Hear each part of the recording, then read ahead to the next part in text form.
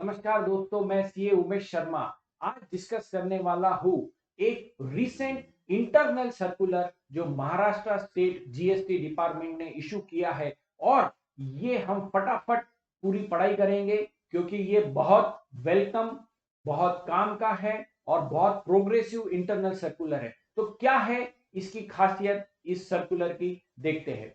ये circular internal circular है जो ऑफिसर्स को यूज के लिए इशू किया है महाराष्ट्र स्टेट जीएसटी डिपार्टमेंट ने। ये 25 फरवरी 2022 को इशू हुआ है। इसका नंबर है 2A ऑफ 2022। इसका सब्जेक्ट है guidelines with respect to legal issues pertaining to return scrutiny for tax period 17, 18, 18, 19। हाल ही में टैक्स पेयर्स को बहुत A70 10 इशू हुए हैं जहां पर आईटीसी मिसमैच है, outward sales, outward GSTR 1 3B का मिसमैच है। तो ऐसे केसेस में असेसिंग ऑफिसर को गाइडलाइंस इशू की गई है महाराष्ट्र स्टेट जीएसटी डिपार्टमेंट की तरफ से।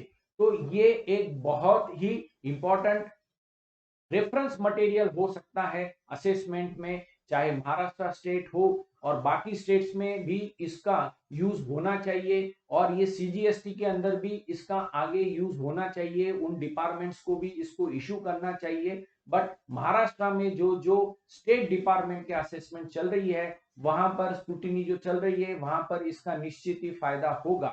तो दोस्तों, इसमें क्या दिया गया है कि कुछ लीगल इश्यूज आए थे जो ऑफिसर्स को रिटर्न की स्क्रूटिनी करते वक्त ध्यान में आते थे। कुछ बोनाफाइड एरर्स हुई है टैक्स पेयर्स के तरफ से, क्योंकि ये प्रोविजंस ऑफ लॉ, कुछ जीएसटीएन के इश्यूज जो इनिशियल स्टेज ऑफ 17 18 18 19 थे, जीएसटी इंप्लीमेंटेशन का पीरियड था, उस टाइम हो रहा था। अब ऑफिसर्स के सामने कुछ लीगल इश्यूज आए हैं, टेक्निकल इश्यूज आए हैं, तो इसको रिजॉल्व कैसे करें। तो ये गाइडलाइंस इशू की गई है जो कि बहुत स्पेसिफिक केस टू केस और सर्कमस्टेंसेस ऑफ ईच केस के ऊपर डिपेंड होगी। ये हम सबको ध्यान में रखना है। और ये 17 18 18 19 फाइनेंशियल पीरियड के लिए एप्लीकेबल है। तो इसमें कुछ 7 8 इशू डिस्कस हुए हैं। पहला जो इशू है वो है issues arising from incorrect reporting of GSTR 1। बहुत इंपॉर्टेंट है कि टैक्स पेयर्स के तरफ से कुछ इनकरेक्ट रिपोर्टिंग हो गई थी 17 18 में जीएसटीआर 1, और उसके रिलेटेड क्लैरिफिकेशन भी दिया है। तो पहला इशू क्या है कि कुछ जीएसटीआर 1 फाइल हुए थे टैक्स पेयर्स की तरफ से, जहां पर मिस्टेकनली B2B यानी बिजनेस टू बिजनेस किसी का जीएसटी नंबर दिया था, पर वो रिपोर्ट नहीं हुआ, वो B2C के अंदर चला गया। और जब सामने के रेसिपिएंट ने बताया कि अरे आपने मेरा सेल्स सप्लाई बताया ही नहीं है, तो उसको B2B से निकाल के B2C से निकाल से B2B में डाला गया नेक्स्ट के जीएसटीआर 1 में। पर जो रिपोर्टिंग हुई है उसके अंदर B2C को रिड्यूस नहीं किया, तो ये मिस्टेक हो गई। इसके वजह से लाइबिलिटी जीएसटीआर 1 की 3B से ज्यादा दिख रही है। तो क्या करें, क्योंकि पहले ये B2B ट्रांजैक्शन थी, गलती से इसको B2C में डाल दिया, फिर B2C से निकाल के इसको B2B में डाल दिया, पर B2C का करेक्शन हुआ नहीं, तो डबल आउटवर्ड सप्लाई दिख गया। तो ऐसे केस में क्या करना चाहिए, तो यहां दिया है कि ऑफिसर में obtain transaction wise details of outward supplies from the tax payer for the period under scrutiny. उसको रिकंसाइल करेगा वो category wise outward supply GSTR 1 से, यानी आउटवर्ड सप्लाई का पूरा अपना रजिस्टर दीजिए, वो अपने जीएसटीआर 1 से चेक करेगा। फिर उसमें देखेगा कि B2B कितना है, B2C कितना है। और जब ये रिकंसाइल हो जाएगी सारी ट्रांजैक्शन जो कि करेक्ट है, जो B2B को शिफ्ट हो गई B2C से निकल के, वो रिकॉर्ड पे लेगा और उस हिसाब से ये ट्रांजैक्शन का क्लोज करेगा। आपको टैक्स भरने की जरूरत नहीं रहेगी। भले ही जीएसटीआर 1 में ज्यादा सेल है, बुक्स के अंदर कम है, 3B के अंदर वो मैच हो गया है, बुक्स और 3B मैच हो रहे हैं, जीएसटीआर 1 में ज्यादा है, तो भी आउटवर्ड लाइबिलिटी आपकी नहीं आएगी। तो एक वेलकम क्लैरिफिकेशन यहां पर दिया है। दूसरा इशू है कि कुछ टैक्स पेयर्स ने आउटवर्ड सप्लाईज के जो डिटेल्स है वो भरते वक्त टाइपिंग मिस्टेक कर दी है। टेबल नंबर 4 5 6 7 और 11 के अंदर ऊपर नीचे सेल्स बता दिया है, और ये जो सेल्स बताया है उसके वजह से एक्सेस लायबिलिटी आ रही है GSTR1 में एज कंपेयर टू 3B, यानी GSTR1 गलत फाइल हो गए, ज्यादा अमाउंट के फाइल हो गए, 3B के अंदर लायबिलिटी एक्चुअली कम है। तो क्या करना चाहिए? तो यहां पर उन्होंने ऑफिसर में obtain a transaction wise outward supplies details from tax payer, reconcile it, scrutiny it category wise with GSTR1 and corresponding period, identify करे B2B कितना है, B2C कितना है, एक्सपोर्ट्स कितना है जो करेक्ट है, और फिर इसको एक अंडरटेकिंग ले ले कि रेसिपिएंट ने इसके जो एक्सेस अगर कोई बताया है आउटवर्ड सप्लाई तो उसके ऊपर आईटीसी नहीं लिया है। तो ये एक बहुत इंपॉर्टेंट बात है कि जो जिसको आउटवर्ड सप्लाई ज्यादा रिफ्लेक्ट हो गया है उससे अंडरटेकिंग ले कि उसने आईटीसी नहीं लिया है, और फिर ये ट्रांजैक्शन को वो क्लोज करे। नेक्स्ट, आईटीसी रिलेटेड कुछ इश्यूज के ऊपर यहां पर क्लैरिफिकेशन आए और ये बहुत इंपॉर्टेंट दिखते हैं। तो क्या है तीसरा issue? There is a difference in ITC claim of 3B and ITC available as per 2A। तो ये एक बहुत बड़ा बवाल हो चुका है, और मेरे हिसाब से ये एक इंपॉर्टेंट क्लैरिफिकेशन है कि 2A के अंदर और 3B के अंदर डिफरेंस है 17-18 के, 18-19 के। लीगली रूल 36(4) उस पीरियड में एप्लीकेबल नहीं था।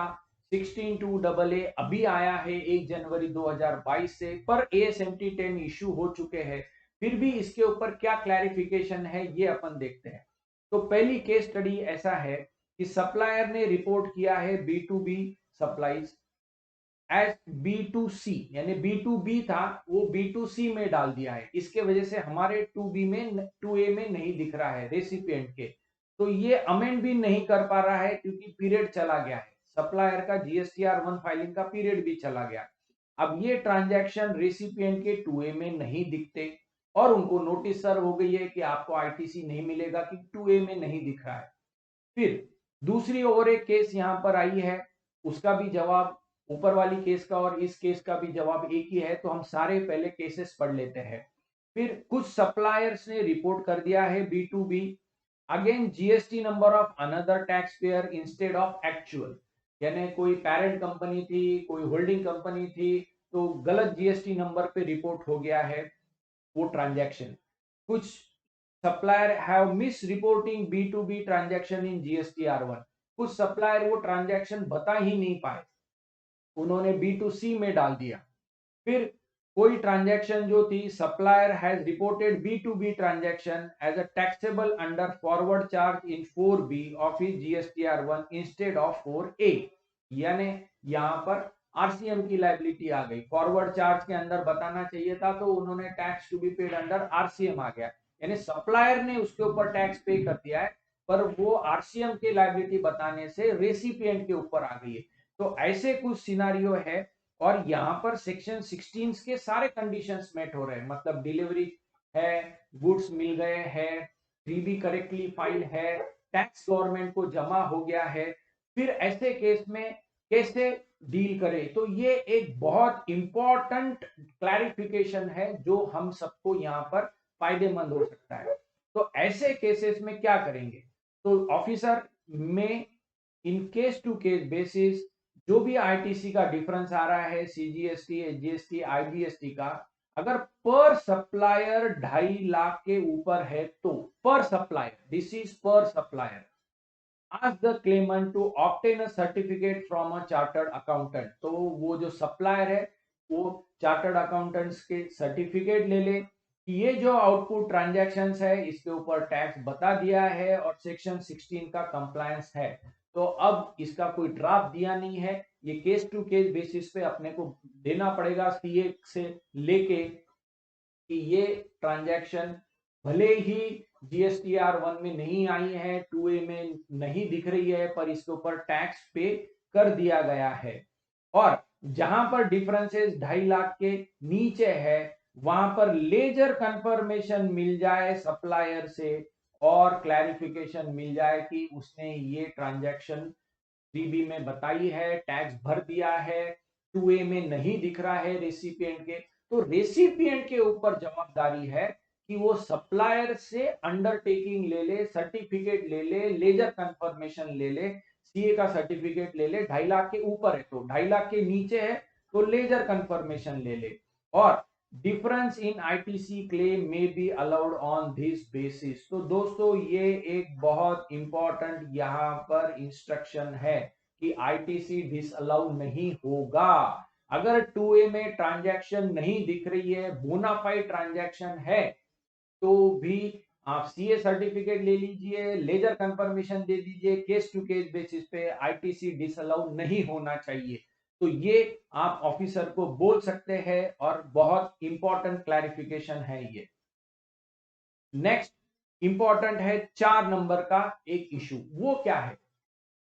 Provisions to section 60, provision to section 16(4) ये इंसर्ट हुआ था 17-18 के मोस्ट केसेस के अंदर, जहां पर रेसिपिएंट ये कह रहा है कि बहुत ही रिस्ट्रिक्टिव है और ये उसी केसेस में एप्लीकेबल होता है जिन्होंने आईटीसी क्लेम किया है by filing 3B after the specified date, that is after September 2018, यानी कि मार्च 19 तक इसको बढ़ा दिया था। तो ये केस ऐसा है कि रेसिपिएंट ने 3B बराबर फाइल किया है, पर सप्लायर ने वो 16(4) यानी सितंबर के बाद में जीएसटीआर 1 फाइल किया है, तो 2A में वो नॉट अलाउड में आ रहा है। तो रेसिपिएंट बोनाफाइड है, तो रेसिपिएंट लोगों का ऑफिसर्स को ये कहना था कि मेरा तो बराबर कंप्लायंस है, मैंने 3B सही फाइल किया है, मैंने तो सप्लायर को पैसा भी दे दिया, सप्लायर ने भी ये पैसा जमा कर दिया गवर्नमेंट को, तो आईटीसी क्यों डिसअलाउ होना चाहिए? तो इसके ऊपर क्या आया है? Precondition that GSTR1 should be filed by the supplier till the due date of GSTR1 March 2019 is only applicable to taxpayers who have claimed ITC during the extended period after September 2018 till March 2019। दोस्तों बड़े ध्यान से देखिए क्या clarification दिया है। जिन लोगों ने सितंबर 18 के बाद 3B फाइल किया है और मार्च 19 के पहले 3B फाइल करके आईटीसी क्लेम किया है, उन्हीं केसेस में ये एप्लीकेबल होगा, बाकी केसेस में नहीं एप्लीकेबल होगा। तो बहुत इंपॉर्टेंट क्लैरिफिकेशन है, तो ये थोड़ा सा ध्यान रखें कि रेसिपिएंट ने भी लेट फाइल किया है 3B सितंबर के बाद, और जीएसटीआर 1 भी लेट फाइल हुआ है सप्लायर के तरफ से, उस केसेस में ही होगा जहां पर रेसिपिएंट ने राइट 3B फाइल किया है पर सप्लायर ने जीएसटीआर 1 बाद में फाइल किया है, उन केसेस में ये एप्लीकेबल नहीं होगा, मतलब आईटीसी मिलना चाहिए। एक इंपॉर्टेंट क्लैरिफिकेशन है और भी इसके ऊपर खुलासा आना चाहिए, तो वो भी हम देखेंगे। देन केस नंबर 5, यहां पर क्या है? B2B transaction in GSTR1 mistakenly reported in RCM column. They were reported in table 4 instead of table 4A. The data error is a sole cause for mismatch of liability of the recipient taxpayer under scrutiny. How to deal it? तो ये जो भी clarification आया है कि जो भी transaction है फॉरवर्ड चार्ज का, रिवर्स चार्ज का, जो सप्लायर ने GSTR1 में डाल दिया कि ये आगे आरसीएम में भरना है, तो वो 2A के अंदर ऑटो पॉपुलेटेड हो रहा है। तो यहाँ पर प्रॉपर ऑफिसर अपना रिप्लाई ले टैक्स पेयर से जिसकी स्क्रूटिनी चल रही है, वेरीफाई करे कि सप्लायर ने वो टैक्स भर दिया है फॉरवर्ड चार्ज में, गलती से वो आरसीएम में आया है, और जो भी ये रॉन्ग ट्रांजैक्शन रिपोर्ट हुई है उस हिसाब से चले, रेसिपिएंट से आरसीएम कलेक्ट ना करे, ऐसा यहां से हमको इंपैक्ट मालूम पड़ता है। अब लास्ट केस स्टडी क्या है? कुछ केसेस के अंदर रिप्लाईज आए हैं कि आईटीसी इनएलिजिबल है क्योंकि ASMT 10 इशू हुआ है, पर वो टैक्स पेयर ने इसको आगे रिवर्स भी कर दिया है, यानी 17-18 का ASMT 10 आया है, 18-19 में रिवर्स कर दिया है, बट फॉर्मेट 3B का ऐसा है कि वहां पर वो सेपरेट कॉलम दिखता नहीं है, पीरियड चेंज हो रहा है। तो इस केस के अंदर आईटीसी की जो रिवर्सल है वो कैसे हम प्रूव करें, ऐसा ऑफिसर ने पूछा। तो यहाँ पर क्या जवाब दिया है कि टैक्स पेयर रिप्लाई फाइल करेगा उस पीरियड का, साथ साथ में वो कैलकुलेशन भी देगा कि उसने अगले पीरियड में कब इसको रिवर्स किया है, वो ऑब्टेन करे टैक्स पेयर से, वो वेरीफाई करे कि कब रिवर्सल हुआ है अगले साल के अंदर, और अगर वो डीआरसी 03 से पे हुआ है तो वो भी चेक करे, फाइल करे, ऐसा करके बेनिफिट दे। तो ये गाइडलाइंस क्लैरिफिकेटरी नेचर में है, फैक्ट्स एंड सर्कमस्टेंसेस को देख के यूज करना चाहिए, इसका इंटरप्रिटेशन ऑफ लॉ के लिए यूज नहीं हो सकता, और इससे जो भी डिफिकल्टीज अगर आती है तो ऑफिसर ये उनके महाराष्ट्र स्टेट जीएसटी डिपार्टमेंट को बताए। तो दोस्तों ये एक बहुत इंपॉर्टेंट इंटरनल सर्कुलर है, महाराष्ट्र के ऑफिसर्स के ऊपर ये लागू होगा, बट इससे टैक्स पेयर्स को कई केसेस में, बोनाफाइड केसेस में फायदा होगा। तो ये आज का डिस्कशन था। देखते रहिए कर नीति का यूट्यूब चैनल, और अगर आपके कोई इश्यूज है तो please WhatsApp me, give your suggestions for better discussion on GST. Thank you.